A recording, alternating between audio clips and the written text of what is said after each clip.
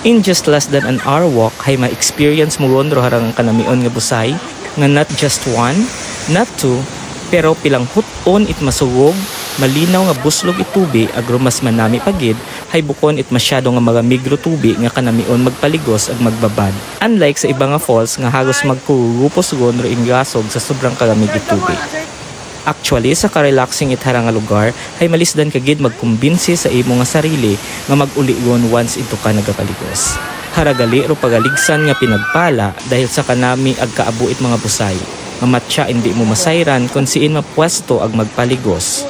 Hararo Igpasungaw Falls nga makit-an mismo sa barangay Poblasyon Sebasti Antique. Yes, you heard it right. Approximately 3 kilometers malang rugayo from the highway. Agrumas manami hay magapit malang rubagaktason.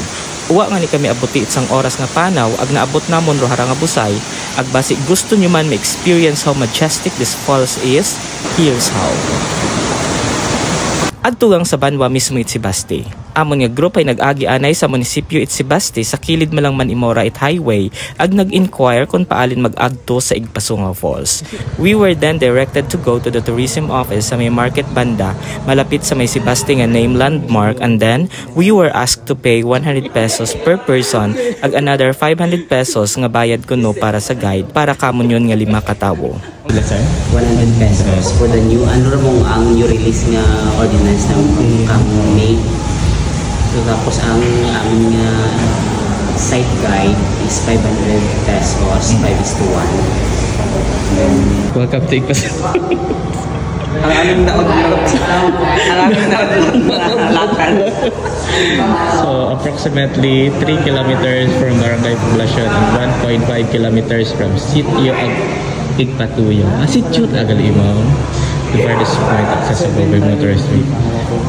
Abo, 7 gid mat. Ay, matcha wili. 7. From the tourism office, ma-drive anay it mga 1.5 kilometers paadto sa may Sitio Igpatuyaw kun siin hasta ro siminto nga karsada ag idto namon ginaywanan ro sagakyan sa may lapit it chapel.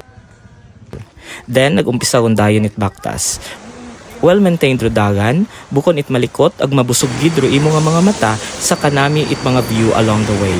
Manami o kagugangan nga naagyan, agro sa pa kalinawon ro tubi, ag maabo nga mga spots nga manami paligsan.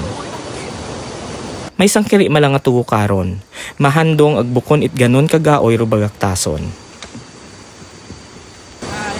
Doon kami sa Igpasungaw Falls.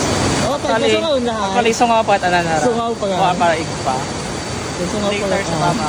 It only took us 40 minutes nga panaw ag naabot namon ro harang nga unang buslugan itubi ag na-amaze gid kami sa kanami. Iyan kami sa Igpasungaw Falls. Gasungaw gid mataro tubi. No. Mura ni Sungaw ra sa mga. Ayun namin na to. Abi namon haragon ro highlight it amon nga nga nature trip ag nanampit yut angan ako it kaon pero hambag it amon nga guide hay abo pat ako no sa ibabaw nga mas manami nga paligsan. And we were surprised to see nga kaabuon agali ro harang nga Igpasungaw Falls. Tunay gid man nga pinagpala. Hamakon mo, it is a 7-tiered waterfalls nga matya hindi mo masayran kung siin ka mo pwesto ag magpaligos sa kaabo it manami nga spots. We decided to eat first sa harang nga manami nga spot maskin temprano pa. Suma mga uwa it pamahaw. Courtesy gali it 7-Eleven sa Sebasti mismo ro amon nga bagon. Suma pagid biglaan man ro harang nga plano ag uwa it preparasyon hay magayas gon pa Dubai ro sambilog. Pagkatapos itkaon nagpaligos kami pero nanampit human ro amon nga guide nga may sa ibabaw pa kuno nga manami, and true enough just above this falls hay may tatlo pat nga huton nga busay nga may magapad nga basin ag may lamisa pa nga bato nga manami pwestohan magkaon pero since tapos yut kami itkaon hay nagpinakudaklat na kami. May kahoy man idto nga pwede gumpatan agro busay hay masadya nga padulusan. Plan kunda namon nga makabalik before lunchtime hay may mga appointment in the afternoon, but because sa kanami harang nga lugar ag napaka-relaxing itubi nga bukod it masyadong magamig nadagan-daganan na kami and almost 12 got nakapano it uli.